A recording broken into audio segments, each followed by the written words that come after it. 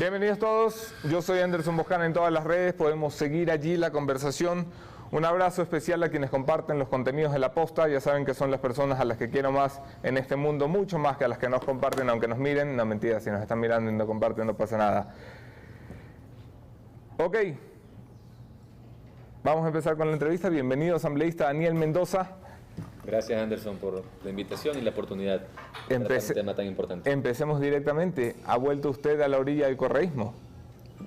Eso es absolutamente falso, incorrecto, y además es parte de una estrategia orquestada por, me imagino, quienes se sienten de alguna manera amenazados por el trabajo que se viene realizando a nivel de legislación y fiscalización, que buscan de alguna manera pintar nuestro trabajo, nuestras propuestas, nuestros planteamientos como afines al correísmo, cuando hemos sido realmente uno de los legisladores que más ha combatido lo nefasto que fue el correato los últimos años para el Ecuador. Sí, pero fue parte de... Como muchos ecuatorianos y como gran parte del país. A lo que voy es, fue parte usted de un movimiento dirigido por Rafael Correa que Nunca fui militante de Alianza País, siempre he sido aliado. Pero era comilitante, por así decirlo. Siempre he sido aliado, en el pasado apoyamos el gobierno de Rafael Correa. Este movimiento político creía firmemente en la censura de la libertad de expresión, en la censura de la opinión y en la censura incluso de las redes sociales, algo a lo que no se habían atrevido. Su proyecto presentado ante la Asamblea Nacional,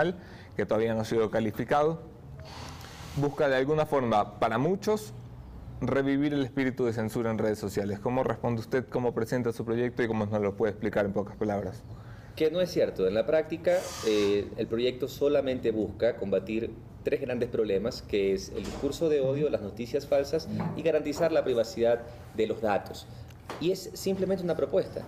En el pasado, pues evidentemente, la mayoría de los ecuatorianos creyó en un proyecto político que justamente usó diferentes tipos de mecanismos para engañar a la población, para contar historias, para crear libretos, crear guiones y camuflar sus verdaderas intenciones. Por ponerte un ejemplo, buscaron cooptar las entidades de control para poder tener pase libre para todos sus actos de corrupción y crearon el discurso de la participación ciudadana y el control social, y básicamente le dijeron al pueblo ecuatoriano: vamos a empoderar a todos los ciudadanos para que sean parte de la toma de decisiones y vamos a crear este quinto poder que realmente les va a permitir a ustedes ser parte precisamente de la construcción de los presupuestos participativos, tener veedurías ciudadanas, entre otras cosas, lo cual es absolutamente positivo, pero su verdadera intención estaba camuflada y era precisamente poner a sus acólitos en las diferentes entidades de control. Entonces el gran debate sobre el Consejo de Participación Ciudadana y Control Social es el alcance de sus competencias, pero esa es la historia del Ecuador. Eso fue lo que pasó. Asimismo,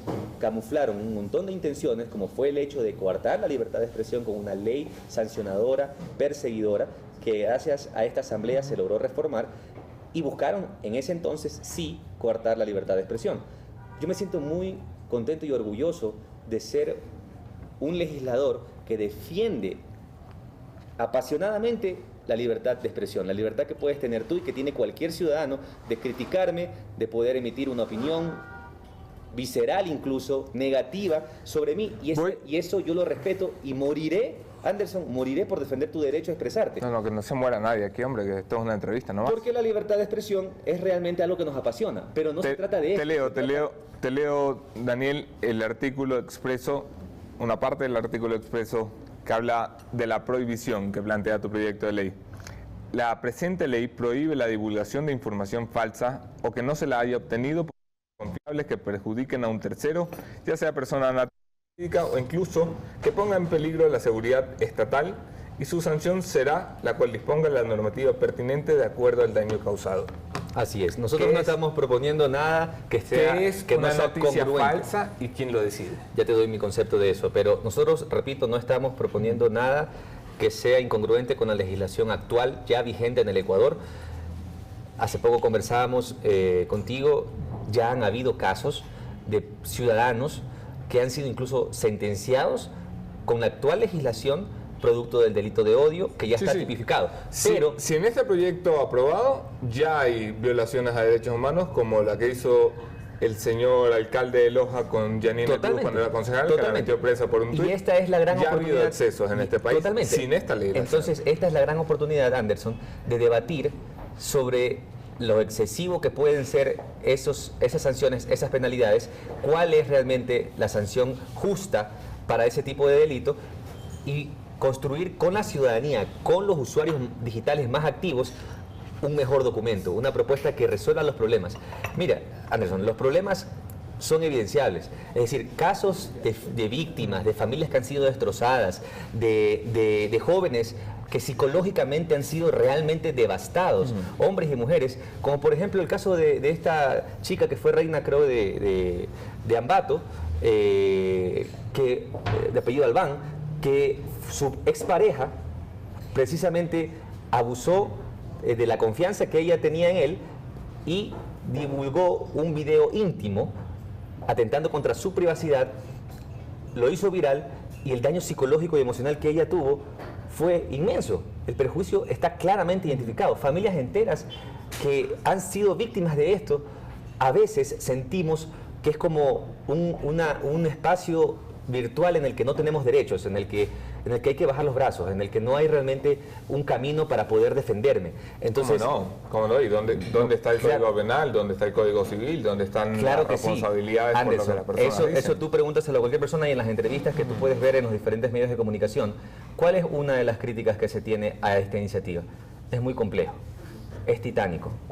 No hay jurisdicción. Vamos a las críticas, yo tengo unas puntuales. No, yo te digo lo que sale en los medios. Entonces, en la práctica, los administradores de justicia que tienen que garantizar el debido proceso y que tienen que garantizar el derecho a la defensa y a hacer una investigación seria, se van a encontrar con un montón de interpretaciones que tienen que darle a la actual legislación. La sociedad cambia velozmente y la legislación tiene que ir a la par de la sociedad. Entonces, este no es un debate que estamos tratando de traerlo al Ecuador, ya es un debate mundial, es un debate que está en los más grandes foros a nivel internacional sobre precisamente el impacto que tienen las noticias falsas, el discurso de odio y la privacidad de los datos. ¿Qué es una noticia falsa? Una noticia falsa. Una noticia falsa. ¿Qué es y quién la define?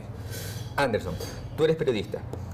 La rigurosidad con la que se hace una investigación, la firma de responsabilidad, ¿sí?, que se tiene que poner, que tú has puesto, que la Posta como un medio innovador siempre pone a cada una de sus denuncias.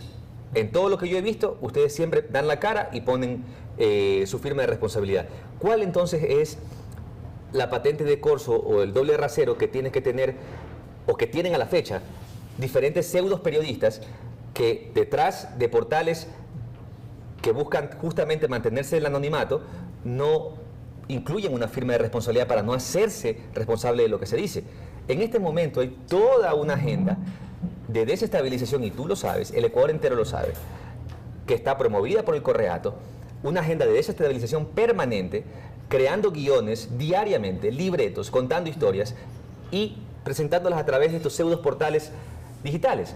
Entonces, cuando tú llegas al administrador de justicia y te encuentras, por ejemplo, con un fiscal, que casos existen, y cuando quieras te puedo dar nombres y apellidos de casos reales que no han tenido una reparación. ¿Por qué? Porque al final del día el administrador de justicia dice, bueno, pero ¿cómo yo puedo saber si estos mensajes que mandaron de manera privada conllevaron a un acto? Si el problema está en la administración de justicia, enfoca la legislación en los torpes que tenemos en la administración de justicia y no en los ciudadanos que debatamos.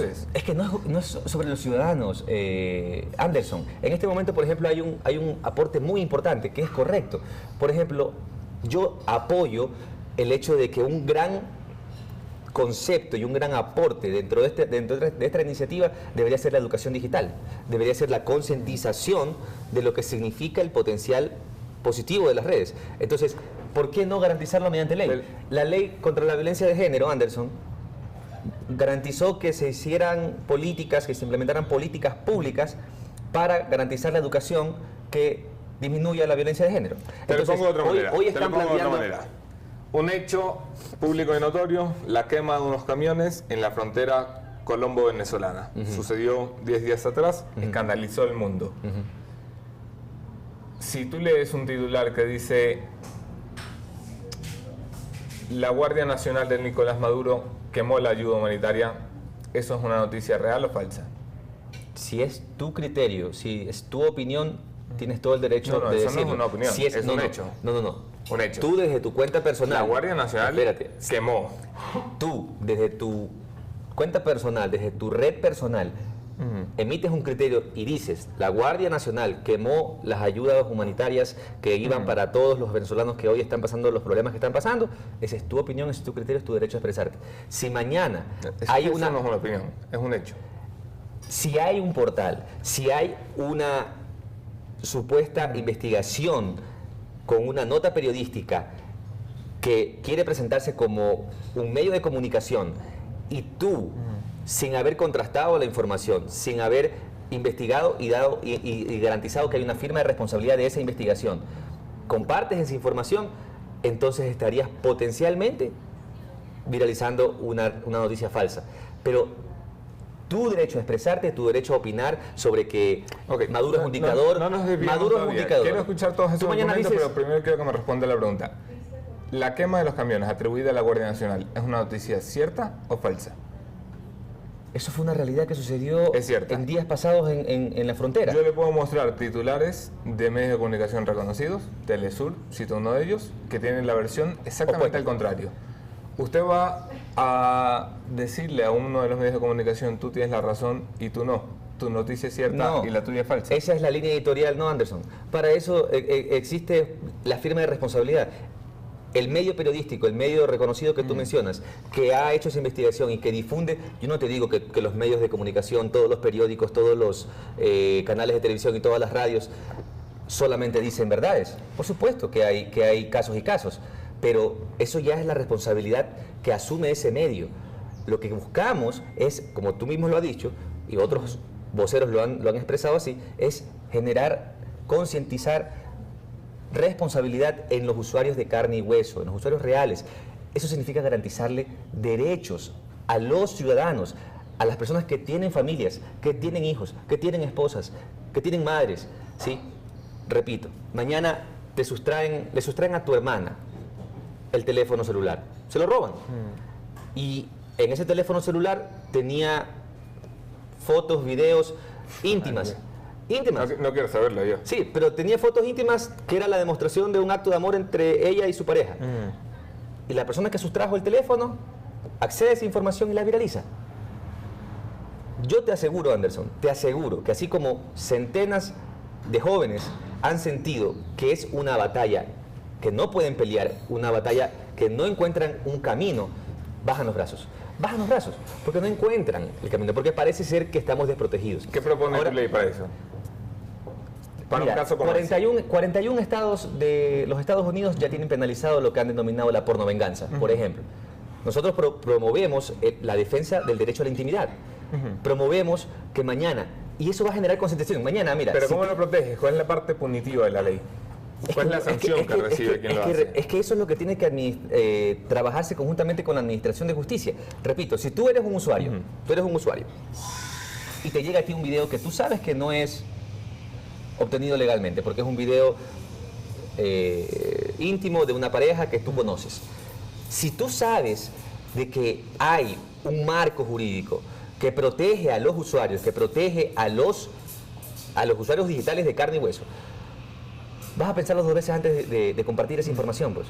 Y si tú eres la víctima, si tú eres un potencial victimario que has sentido libertad total porque tú dices, no, nadie me puede hacer nada, finalmente las redes son las redes, entonces yo no tengo ningún problema en compartir este video, porque no va a pasar nada. Entonces lo vas a pensar dos veces. Y eso, te repito, Anderson, no nos estamos inventando nada. Esto ya está en el debate internacional. Esto ya está en el debate público. Y víctimas existen. Y víctimas existen, o sea que nosotros estamos apoyando a las víctimas. Me está trayendo a la mesa los ejemplos en los que no podemos estar en desacuerdo. Yo no puedo estar en desacuerdo en que se vaya detrás de una persona. Bueno, entonces estamos de acuerdo. En que se vaya detrás de una persona es perfecto el proyecto, no es perfecto. En lo que no puedo estar de acuerdo es en que se presente un proyecto de ley en un país como este, con una historia como esta, donde hemos tenido muy recientemente, un año y medio atrás, a un degenerado en el poder que perseguía a la gente por su opinión. Totalmente de acuerdo. Y donde tenemos hoy a un gobierno que no sabemos cuánto va a aguantar de luna de miel con los medios de comunicación y con la ciudadanía y con la libertad de expresión. Anderson, créeme que me siento muy cómodo hablando contigo de estos temas. ¿Sabes por qué? Porque yo, cuando veo que algún político utiliza el término tolerancia y lo utiliza muy ligeramente, solamente como parte de un discurso. Yo digo, bueno, ¿qué tan tolerantes realmente son? Nosotros venimos ya lanzando una nueva iniciativa a través de nuestros canales digitales, un programa semanal al cual hemos llamado Conecta con Daniel. En ese programa tenemos un segmento que se llama Desenredando las Redes. Y dentro de este segmento nosotros, si lo has visto te darás cuenta, si en ese segmento... Le cargas las puteadas que recibe por internet. Nosotros respondemos con respeto y altura, respetando las posiciones y las opiniones viscerales de diferentes usuarios, porque yo respeto ese derecho, aunque yo puedo estar en desacuerdo, yo respeto el derecho que tú tienes a criticarme. Ese no es el problema, ese no es el medio del asunto. Han querido tergiversar la intención de la ley y llevarla hacia la libertad de expresión, llevarla hacia que es correísta, cuando es absolutamente falso. El correato le causó tanto daño al país en todos los aspectos. Yo te digo, y lo hicieron a través de este mecanismo. Crear guiones, crear libretos, que hoy están atrincherados en sectores. Otro mecanismo que utilizó el correísmo fue vendernos una ley de comunicación que estaba hecha por la censura, metiendo articulados bonitos como el 1 por 1 de las canciones en las radios, como la interculturalidad. Es lo que te acabo de decir. Creaban un guión, creaban un libreto. ¿Qué nos garantiza que un proyecto que tiene cosas bonitas como luchar contra la pornovenganza y defender el derecho a la intimidad, como presenta tu proyecto, no termine finalmente siendo utilizado para lo que a mí me preocupa? Escrutinio público. Noticias falsas. Escrutinio ¿Quién va a definir? ¿Vas a crear un Carlitos Ochoa 2.0 que nos defina qué es una noticia falsa? Debatamos, construyamos esto juntos. Hemos desarrollado por primera vez en el Ecuador una plataforma de wikilegislación o legislación colaborativa desde mi despacho. Le hemos llamado Legislando Mejor. Todos quienes hoy nos acompañan en la entrevista pueden ingresar ahora mismo a legislandomejor.com. O sea, ahora mismo no, después de la entrevista. Después de la entrevista. Pero pueden ingresar cuando gusten y van a encontrar nuestros proyectos de ley con una opción de debatir y una opción de construir. Construyamos juntos estas propuestas. Mira, y te pongo algo más. He escuchado por ahí algún comentario, porque yo respeto el criterio. Hay quienes dicen, no, es que quieren de alguna manera blindarse, quieren los políticos quieren protegerse. No, señores. No, señores. Yo creo que... No, señor, si tenemos un alcalde que mandó preso a una concejal por un tuit... Yo no puedo hablar por él, te hablo por mí. Te estoy hablando por mí. No, es que tú como legislador tienes que hablar por la clase política que va a tener como herramientas. Te voy a hacer entonces una propuesta. Políticamente yo creo que quienes deciden dar un paso a hacer política tienen que hacerlo por las razones correctas. Y las razones correctas significa ponerte en escrutinio público, que te investiguen todo. Entonces, si mañana esto que estamos proponiendo, que lo estamos proponiendo por las razones correctas como tú dices, puede interpretarse para que mañana una conversación que genera actos que evidencia actos de corrupción, un audio, una llamada o lo que fuera, no se pueda divulgar, entonces exceptuemos eso. Dentro del texto pongamos que se exceptúa cualquier tipo de conversación privada que permita llegar al descubrimiento de actos de corrupción. Sí, pero tal como está es imposible, ¿eh? Nosotros tenemos clara la intención. Material e información que haya sido obtenida de forma ilegal. Los registros bancarios, cuando violamos el secreto bancario de los periodistas, es ilegal. Te lo propongo ahora. Los videitos del fiscal que acaba de caer preso ayer en Colombia. Totalmente, te lo propongo ahora. Mira, yo estoy absolutamente de acuerdo en que se controlen los políticos. Absolutamente de acuerdo. El que hoy quiera hacer política y que salga a dar un paso al frente y no esté dispuesto a ser escrutinado públicamente, entonces no debe hacer política. Totalmente de acuerdo. Esto no se trata de blindar a nadie. Por supuesto, se trata también de irse en contra de los que hacen uso de este espacio virtual para precisamente no responder por lo que dicen y hacen. Entonces, hay pseudo periodistas que crean guiones, Anderson, y son guiones desestabilizadores, que tienen una agenda de desestabilización. Mira, al respecto y con respuestas puntuales, todo un año, Daniel. Hay pseudo periodistas que crean guiones para desestabilizar. Me imagino que te refieres a estos portales que aparentan ser medios de comunicación y lanzan denuncias de fulano recibió tal cosa y bla bla. Sin comprobar nada. A eso te refieres, lo han hecho, sí, lo han hecho recientemente con el presidente, lo han hecho recientemente con muchas personas. Para que me ayudes en el análisis. ¿Te refieres a esos portales? Me refiero a los portales que no tienen firma de responsabilidad, que empiezan si uno de esos portales dice mañana Daniel Mendoza recibió 100 millones de la compañía X y no es cierto, y no hay datos, ¿tú puedes demandarlos? Ahí viene la parte de la culturización. Sí, con la legislación que tenemos. Pero la gente desconoce. ¿Qué porcentaje de los que nos están viendo saben que detrás de ese dominio hay un administrador, que detrás de ese dominio hay una información de contacto, que posiblemente lo tengan privado. Pues, no son anónimos. Claro, no, si lo han registrado con la característica de reservado, entonces a primera instancia no podrían ingresar a la información de contacto del administrador. Pero estoy convencido que un administrador de justicia podría dar una orden para que te den los datos de ese administrador si tú presentas una noticia. Se puede y se hace. Sí, pero eso no significa... ¿Cuál es la necesidad entonces de tener un proyecto como el tuyo? La ley complementa lo que ya tenemos. La propuesta complementa y mejora lo que ya tenemos. Te repito, Anderson, la sociedad cambia a una velocidad tremenda. La legislación debe ir a la par de la sociedad. Mira, si esto no fuera tan cierto, este debate no estuviera teniendo resultados positivos en Reino Unido, en Brasil, en Estados Unidos, ¿sí?, en la Comunidad Europea en general. ¿Por qué? Porque este es un problema social, no es un tema que nosotros nos estamos inventando hoy. Mira, hoy que me levanté en la madrugada, empecé a leer noticias y como a las 5 de la mañana vi que se había publicado en un portal internacional la noticia de que Facebook, tú sabes que Mark Zuckerberg, el fundador de Facebook, en abril del año pasado estuvo en el banquillo de los acusados en el Congreso de Estados Unidos. Compareció ante el Congreso y pidió disculpas ante el Senado. Pidió disculpas a sus usuarios, pidió disculpas al Senado, pidió disculpas a la población en general por no haber hecho lo suficiente para combatir el discurso de odio, las noticias falsas y la privacidad de los datos. Entonces ahora Facebook, que es la plataforma más grande a nivel mundial, ha anunciado hace horas, puede revisarse en internet la nota, que va a cambiar absolutamente el modelo de negocio de Facebook y lo va a enfocar en la privacidad. Porque es realmente una preocupación las filtraciones, las vulneraciones a sus seguridades y la exposición que tienen sus usuarios. Cuando tu vida social totalmente se vuelve pública. Y ese es el modelo actual. Lo van a cambiar, van a hacerlo enfocado en la privacidad. Entonces, el mundo está cambiando. Nosotros debemos estar presentes en ese debate. Te repito, Anderson, ¿la propuesta es perfecta? No, por supuesto que no, nada es perfecto. Yo no creo en la perfección, yo creo que lo perfecto es enemigo de lo bueno. Esta es una gran oportunidad de debatir cómo ayudamos a las víctimas reales. Cuenca, no sé si fue en febrero o marzo del año pasado, un ciudadano ecuatoriano se hizo pasar por joven y a través de Facebook contactó a 37 niños y abusó sexualmente de ellos. Ahí está el caso, en Cuenca. Entonces, te digo... Yo vuelvo, y disculpa que sea tan insistente en esto, yo vuelvo a la legislación que tenemos actualmente en materia civil y en materia penal. Si alguien abusa sexualmente de una cantidad X de ¿Qué menores, pasa, Anderson, si yo te muestro a ti personas? El problema no es Facebook, el problema es que tenemos un degenerado sexual. Que por cierto, uno de los que era coidearios de tu mismo partido antes de la separación, sigue en la asamblea, el señor Augusto Espinosa, encubrió a miles de esos que violaron a miles de niños en nuestras escuelas. Así que entiendo muy bien, el problema no es Facebook, el problema no es Twitter, el problema es que tenemos un violador y lo tenemos suelto porque hubo un ministro que en su momento dejó suelto a una calaña de violadores que violaron más de 4.000 niños en el sistema de educación pública. Anderson, la propuesta... El problema no son las noticias falsas, el problema es la injuria y la calumnia, ¿verdad? Hay una vía penal para resolver eso y una vía te equivocas, Anderson. civil para resolver eso. Sí son un problema las noticias falsas, sí son un problema el discurso de odio, sí son un problema la falta de culturización. Tenemos legislación contra el discurso de odio. Sí, pero te vuelvo y te repito, Anderson. Es que lo que me parece es que estamos inventando el agua tibia. No, es que no lo estamos haciendo.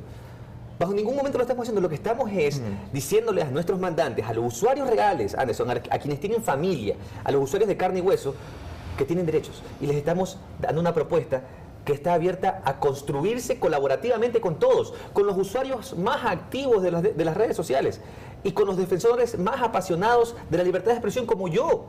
Es decir, en realidad... Lo celebro y lo respeto. La herramienta que me has contado, que todo el mundo puede aportar en la legislación, me parece es que no hay otra forma de hacerlo, Anderson. Yo no puedo creer que y muchos aporten en el sentido que me paro yo en esta entrevista, que es el respeto indefinido, integral y completo a la libertad de expresión y de opinión. Es que ese es el compromiso que nosotros hemos asumido con el Ecuador. Eso ni siquiera está en tela de duda. Debatamos sobre cómo ayudamos a la cantidad de víctimas que yo te puedo demostrar que existen en nuestro país, que no han podido tener una reparación después de haber pasado por un proceso judicial porque el administrador de justicia no encontró realmente cómo encajarse en esa tipificación. El proyecto todavía no ha calificado en la Asamblea Nacional para trámite y ya parece muerto. Ni Suma, ni PSC, ni Creo, los principales bloques de oposición, acompañarán la propuesta.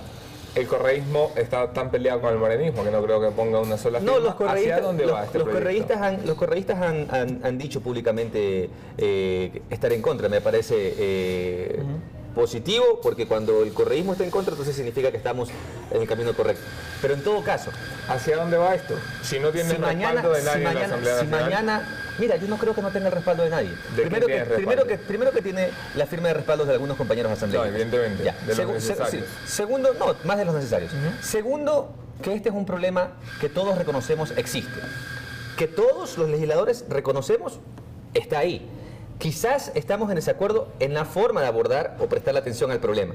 Mañana el Consejo de Administración Legislativa, Anderson, puede sesionar y puede privilegiar el cálculo político y no ponerse del lado de las víctimas y no calificar el proyecto. Está perfecto. Yo respeto eso. Lo importante es que se esté debatiendo de estos problemas. Lo importante es que se reconozca que hay víctimas que no han encontrado un camino para defenderse. Lo importante es que se reconozca que hay ciudadanos de carne y hueso que al momento de estar ante una situación como esta, ¿qué pasa si te pasa a ti? Preguntémonos todos. ¿Y si mañana te pasa a ti? A mí me pasa todo el tiempo, hombre. No creo que te haya pasado. O sea, te ha pasado, tú has sido víctima de amenazas, de calumnia, de amenazas, sí, de todo. O sea, he puesto la foto de la casa donde vivo, la foto de mis hijas. Anderson, si todo. mañana... Pero yo respeto el derecho que tiene esa gente, incluso a eso. Y yo también. Pero si mañana a una persona allegada a ti, a tu familiar, ¿sí?, violentan su intimidad, psicológicamente le causan un perjuicio gigantesco, y sientes que ya, o sea, ¿para qué? Si finalmente son las redes, ellos tienen su derecho. Entonces, ¿qué hace si lo que debatamos sobre eso? Debatamos sobre eso. El derecho a la intimidad, ¿qué hace allí metido noticias falsas? ¿Qué hace allí metido que las personas son responsables de compartir o no? Mañana dicen cualquier persona que quiera coger y a ti hacerte algún tipo de perjuicio, o a mí, ponen y se inventan un portal y dicen en un asambleísta, Daniel Mendoza acaba de fallecer en un accidente de tránsito, y viralizan la noticia y le llega a mi mamá, le llega a mi esposa, le llega a mis hijos. ¿Sientes que hay un perjuicio o no? Sí, claro. Eso es una noticia falsa. Entonces, mira, aquí hay mucha tela que cortar, hay mucho que debatir, ¿sí? Lo importante es estar abierto al debate. Yo no tengo ningún apego al proyecto de ley. Creo que el problema persiste, el problema está ahí y el problema hay que buscarle soluciones. ¿Cuándo presentaste este proyecto, Daniel? Lo presentamos el 25, si mal no estoy, creo que era martes.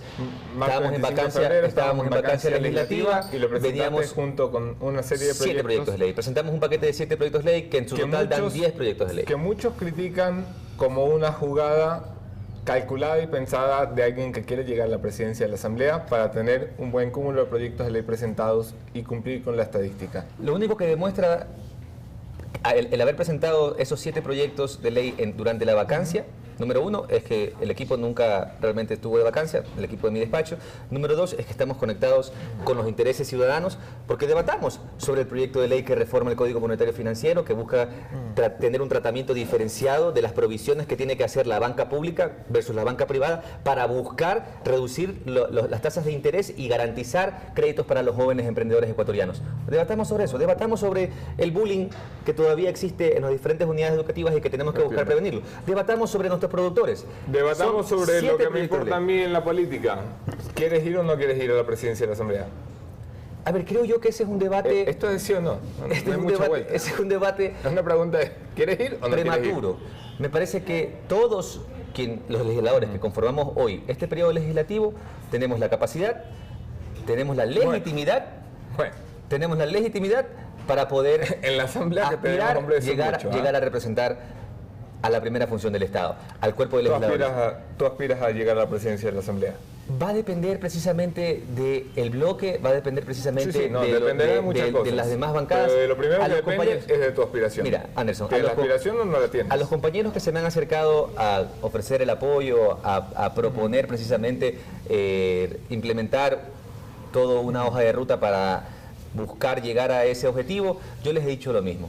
Me parece que en este momento la primera función del Estado debe enfocarse en conectarse con los intereses de la ciudadanía. Yo puedo hacer la misma pregunta 15 veces. Y después ¿Tienes de eso, aspiraciones o no tienes aspiraciones de llegar a la presidencia nacional? Veremos lo que pueda pasar. Para mí, hasta el 24 de marzo, en donde el país entero se va a expresar. Yo veo a las próximas elecciones como un gran acto democrático en donde la ciudadanía va a expresarse públicamente sobre lo que quiere, en qué está de acuerdo y en qué no.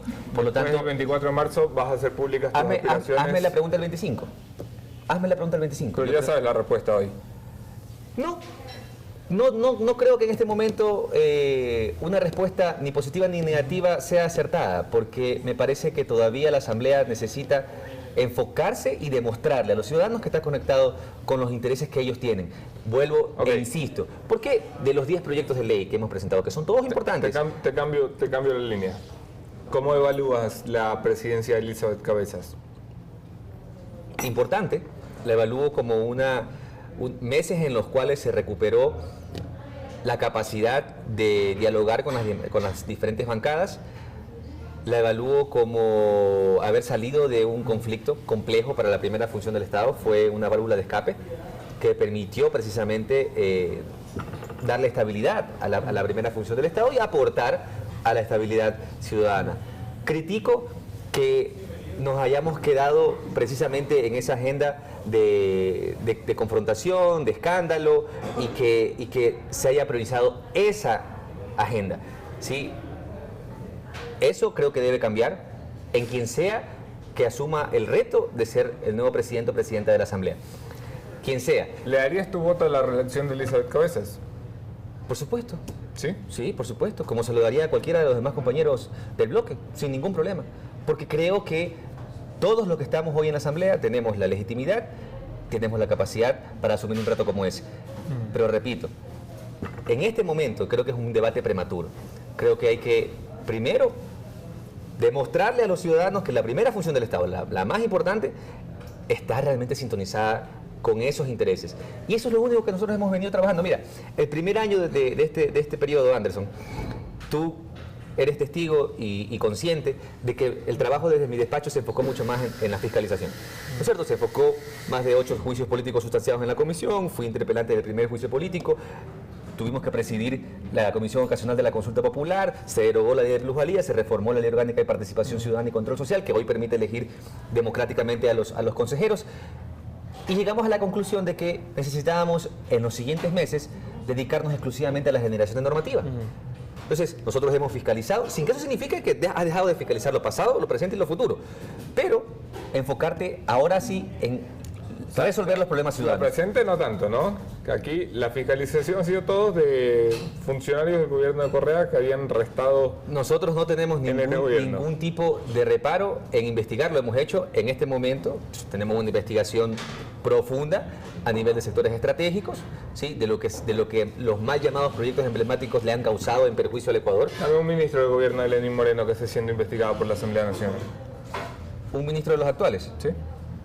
Nosotros estamos investigando los proyectos, de ahí quién asumió la responsabilidad, quién firmó. O sea, eso de fiscalizando pasado, presente y futuro, tampoco así. Que a Lenín Moreno... Tienes a una ex vicepresidenta que ya no es vicepresidenta, producto de que la Asamblea también puso y aportó. Producto de que la prensa la expuso totalmente como una corrupta como lo es. De la mano de los medios de comunicación responsables, indudablemente. Anderson, sin los medios de comunicación y sin los medios de comunicación digitales, pero responsables como como La Posta, créeme, no se va a poder combatir la corrupción. Por eso yo te digo, te planteo públicamente y hagámoslo. O sea, controlemos a los políticos. Pongamos como excepción que cuando haya información de carácter privada en esos casos y que conlleve a un descubrimiento de actos de corrupción, haya total protección para divulgar la información. Sin ningún problema. Okay. Esto no se trata de nada más que velar por las víctimas reales, las familias que se han visto afectadas, con lo cual yo sé que quienes hoy están viendo esta entrevista y escucharán mañana cualquier tipo de repetición de este programa, te aseguro que sintonizan, te aseguro, Anderson, porque esto lo hemos conversado, que haya una intención oculta de ciertos actores que quieren de alguna manera orquestar una estrategia política para pintar de correísta la intención, pintar de un atentado contra la libertad de expresión. Ese es su problema, que básicamente se sienten amenazados por el trabajo que venimos realizando. Pero ese es su problema. Nosotros no cambiamos nuestra agenda por lo que digan las redes, no cambiamos nuestra agenda por un tuit. Yo tengo toda la confianza y la seguridad de poder responder a cualquier crítica, a cualquier ataque, por más visceral que este sea, sin ningún tipo de preocupación, pero también critico cuando se tiene doble rasero, patente de corso, para que existan pseudos periodistas que a través de estas redes, de estos espacios virtuales, se dedican a armar libretos sin fundamentos, a atacar la honra de muchos ciudadanos y simplemente nadie puede hacer nada y ellos se sienten con la total libertad de hacerlo porque no hay ningún tipo de repercusión para ellos. Entonces, pseudoperiodismo, ¿cómo le gustaba esa palabra, el correísmo? A mí me la dijeron unas cuantas veces. Yo creo que cada quien responde por sus actos y Anderson, tú, La Posta, los medios responsables han demostrado con acciones concretas que es lo que es periodismo. Entonces no se trata de que mañana quieran volver a decir, ¿cómo le gustaba eso al correísmo? Cada quien responde por sus actos. Gracias, Daniel Mendoza, asambleísta por Alianza País, por acompañarnos. Asambleísta del movimiento Mejor. Asambleísta por el movimiento Mejor, aliado a Alianza País. Aliado a Alianza. El bloque aliado a Alianza País.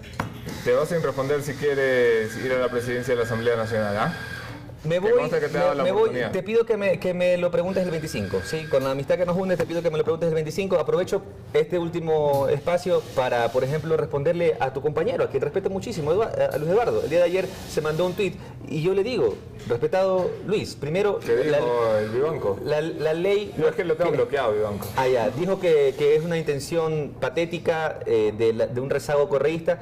Esta ley no tiene, esta propuesta, que es una propuesta, no tiene ninguna intención de coartar la libertad de expresión, no nace en Alianza País, no está infectada por la correitis, ¿sí? Esa infección nefasta del Ecuador no está infectada de correitis, y realmente si el criterio de Luis Eduardo es que cualquier persona pueda decir y hacer lo que sea sin responsabilidad alguna, yo respeto ese criterio, respeto su opinión.